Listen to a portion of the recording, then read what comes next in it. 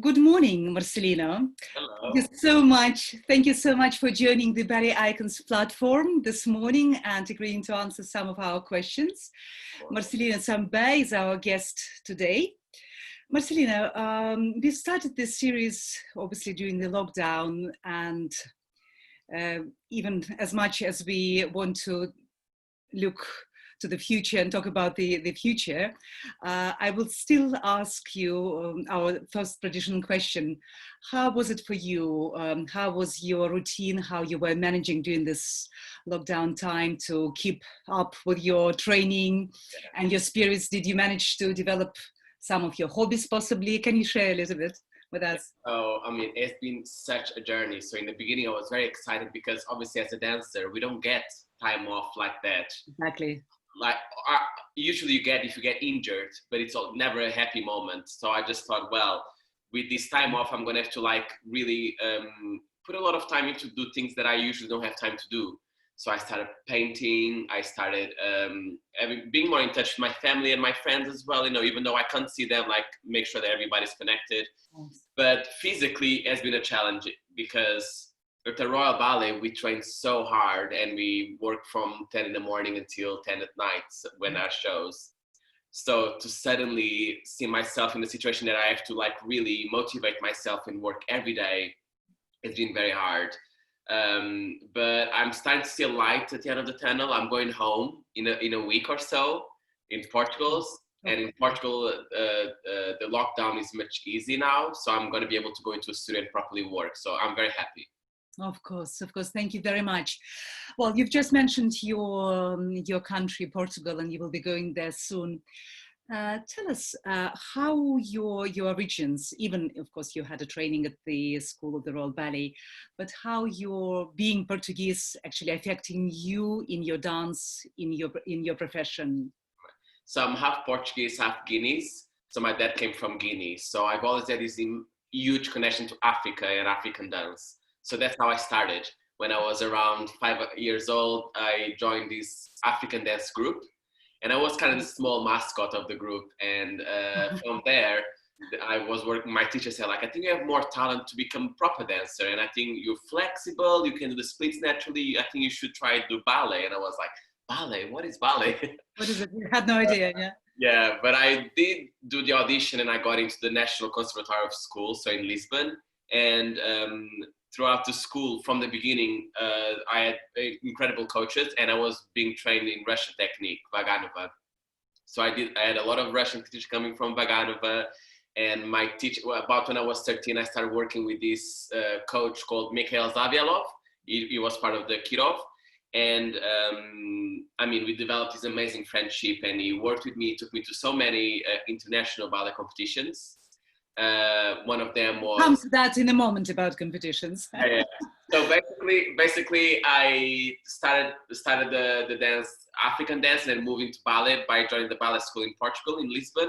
And then obviously through that, I met a more international crowd. But you always felt that your Portuguese and African origins, they probably bring extra passion, or they give something special to you. Absolutely. And what it's brought me as well, it's brought me an awareness to what I want to do as well with my choreography, because obviously I'm an aspiring choreographer and I've been developing more projects. And in my head, the movement that comes natural to me, it's more of a mixture of ballet and African in a way. And for me, it's a joy to be able to do that and to really feel like it's something different, something that I can give different to the world. Of course.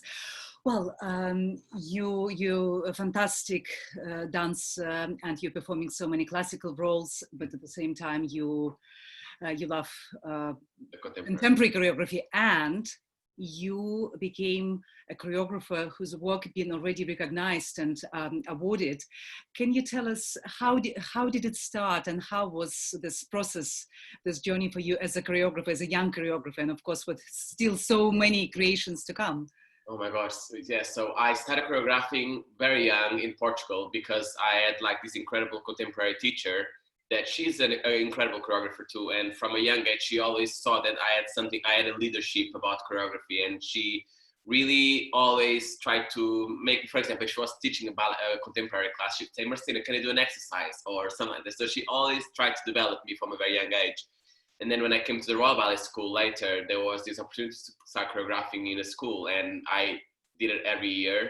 And but then when I joined the company, the Royal Ballet, I'm so ambitious in getting my career going, and I knew that I could go to places that I had to put a bit of a pause in my choreography, so I could really focus all my day on really like getting my ballet task done. But now this period of lockdown has really inspired me to be more creative and to really start pushing there. So I'm talking with people. And in this period, you've started developing new ideas for next choreography. Absolutely, and had a chance to do choreograph some videos and send choreography to America, which has been kind of interesting process. You kind of turn on the camera, do a choreography, and then you send it to America, and then you don't see the dancer rehearsing, and then suddenly you just see the video after. You're like, oh wow, that's interesting. That's a good interpretation. Well, certainly we all, of course, very, very saddened by this lockdown, but it certainly brings extra creativity in such creative people like yourself. It's amazing to see how resourceful the ballet world has been with this situation. Yes. So resourceful. We're very excited and look forward to seeing these new creations which will come out from you after this period. Very excited. You took part in different competitions. You've been extremely successful with winning prizes. How did it feel to you? Did you feel that you can suddenly pause a little bit and take it easy, or you still felt there's more room to improvement? I still want to work harder. And did you feel particular pride? How? So it's quite funny. What's your feelings? Can you tell us? Yeah. When I first started doing competitions, I was very young, and they were almost like a gift. So you work hard in the studio. We're gonna rehearse these solos. You're gonna do the classes. You're gonna get good grades, and then we're gonna take you to competitions. And in the beginning, I saw the competitions as like going abroad and being able to do an international show. That's how I thought it. I wasn't going there to get the prize or anything, just to be able to get out of Portugal. It was more an exposure. Exposure and to meet people. So when I went to Moscow International Competition, yes, that was a turning point to me, because I arrived in utter Bolshoi with no expectations. I mean, just the fact that I was in Russia for me was already like huge, because I idolized all the Bolshoi dancers, all the Mariinsky dancers. They were all my big stars. So then suddenly being surrounded by Abratsova and all these incredible dancers, I was just like mind blown. And so when I got a medal I could not believe, because I kept going throughout until the final. And when I got the final, me and my teacher were gobsmacked, because I was only, I think, 13 or 14, very young. And obviously not ready and developed technically like the adult dancers are, obviously. But the fact that in Russia I was recognized, they recognized my talent, meant the world to me, because they were my idols. So that's when I thought, like, I think I can do this, and I think I can do this professionally. And it doesn't matter that I look like this, or I look like that, or I'm this height, or I'm that shape. No one cares. It's about talent and about communication. Absolutely. And that was a turning point where I thought that this is an art form and not a competition. This is not about like me winning the prize, but really about I expressed my heart and people got there. So it can be a very good thing, competitions. Well, your case certainly proves that. That's for sure. It's beautiful how you're saying that expression. That this is really what is so important. How do you prepare yourself before your every performance, before going on the stage? How you concentrate and put your energies into the artistic and into technical side, and how you combine both? Because obviously to deliver the best performance for the audience, you have to be brilliant in both. Mm-hmm. How do you balance this? I think for me it's quite a gamble, because to perform and to transmit what I feel, it really depends on my emotional state of the day, of the moment. So sometimes you step on stage and in the first second that you are connecting, and when you know that, you have a different confidence, then you perform better, your technique develops. But sometimes you come on stage and there's a bit of nerves in a wrong way, and you are thinking of the wrong things, and sometimes it's hard to change your mindset. And then the performance takes longer to break. But my preparation usually is try to abstain from any thoughts of the longevity of the show, being in the moment. So I'm preparing at the moment to get warm. So I'm preparing to get more warm. And now I'm going to walk to the stage and I'm just going to do my first entrance. And that's I never think too much ahead, because if you start thinking, oh my God, I have 3 acts of Don Quixote and I have the Parade in the last act, you start thinking a bit like, get a bit overwhelmed. So you have to just leave the moment, you know? Absolutely. You're very, very passionate person, very expressive, very passionate. I'm sure sometimes it must be very, very difficult to be in one of the best, but at the same time, one of the most strict dance companies in the world, the Royal Ballet. Maybe it's a little bit of a provocative question, but how do you how do you manage actually to be good and strict, and at the same time to be yourself and to be such an expressive person? That's such a good question, Olga, because when I first joined the company, it was hard. You know, it was hard. I didn't really understand the meaning of being part of a group and being in the corps de ballet, and really understanding that I had to know the counts and I had to like fit in to this group, this body of work. I always wanted to be an individual, and I always wanted to do choreography, and I always wanted to like do a pirouette extra or jump higher. And the moment that I actually understood that the Royal Ballet, it is a core of work. It is a group of incredible artists. Everyone, an amazing company. Amazing. Everybody is the same, and when you get there, you suddenly feel more empowered. Actually, you feel more. Suddenly, you get why you're in the Royal Ballet, and so it has been a journey. And now, being at the top of the company, I try to set an example for the young people that join the company, that the moment that you fit in, the moment that you want to be part of history, and you want to really like do justice the Macmillan works and the Ashton works, you really suddenly feel empowered and you grow much quicker. So it was a process, and it still is a process for me. I still I am learning to be creative, be part of a corporation, not a corporation, but a big group, and still stand out. So it's a balancing act. Obviously, the Royal Ballet doing so much wonderful work with the top choreographers. You talked a little bit about your creativity, you as a choreographer. Can you maybe name few names of current contemporary choreographers who influenced you as a dancer and possibly as a choreographer? Oh my God. So I think being part of the Royal Ballet, one of the things that really made me want to join the company and fight for my spot there was the constant new creations. So we have Christopher Wilden that does incredible ballets that really feel fresh for today's world. You know, it feels fresh, feels new, feels creative. And then we have Wayne McGregor, which is a man that has created an incredible language of work. So his language it connects with everyone, and no one really knows how, but you look at Wayne McGregor work and you feel it's almost very sensual. It's incredible. And then you have I am a big yeah. And then you have like people like that really have crossed my path and given me so much. And that person is Crystal Pite, this Canadian choreographer. She is, for me, a tour de force. The fact that she has opened such a path as well for women choreographers and inspires so many people. She is one of the most inspiring people I've ever worked with. Her movement is incredible. Her intelligence, the subject matters that she uses for her choreography are so impressive. And I think she's almost like the Pina Bausch of our generation, out there to say. Wonderful, wonderful. Who were your ballet heroes? They might be still alive or they might be dead, but maybe you can name a few. Oh yeah, definitely. So when I was growing up, I did a lot of research. I'm still a bit of a ballet freak. I love researching. I know everything that is going on around the world of ballet. But when I was young, I was particularly interested in finding dances that really inspired me because I wanted to grow. And one of the dances that really sparked so much interest was Eric Vouin. He was a première danseuse at Paris Opera Ballet, and obviously he's black. He's a black dancer. So when I saw him and I saw him dancing with Vasiliev in these old videos, being coached by Ivan Vasiliev, I blew my mind. And then the next video I found of him was him working with Maurice Béjart.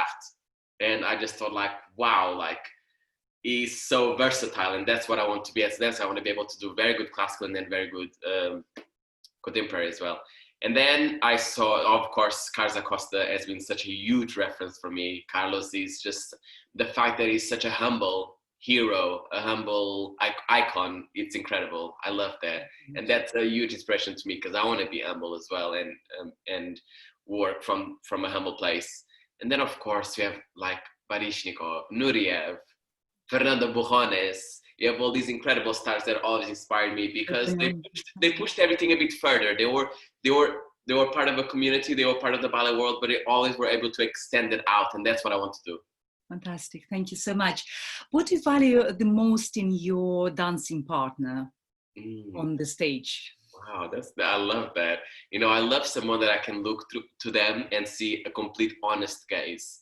I usually love a dancer that I know exactly what they're feeling when they're looking at me. It's not so much about like height, weight, or anything. For me, all those things can be managed with technique, but it's the way that you look at them and you know that they're in that moment, you know? They're not like worried about what's coming next. They're like living in that moment, and then suddenly the show is over and you're like, oh, shame, I wish we could keep going forever. That's the partner that you want to dance with, and that's what I appreciate.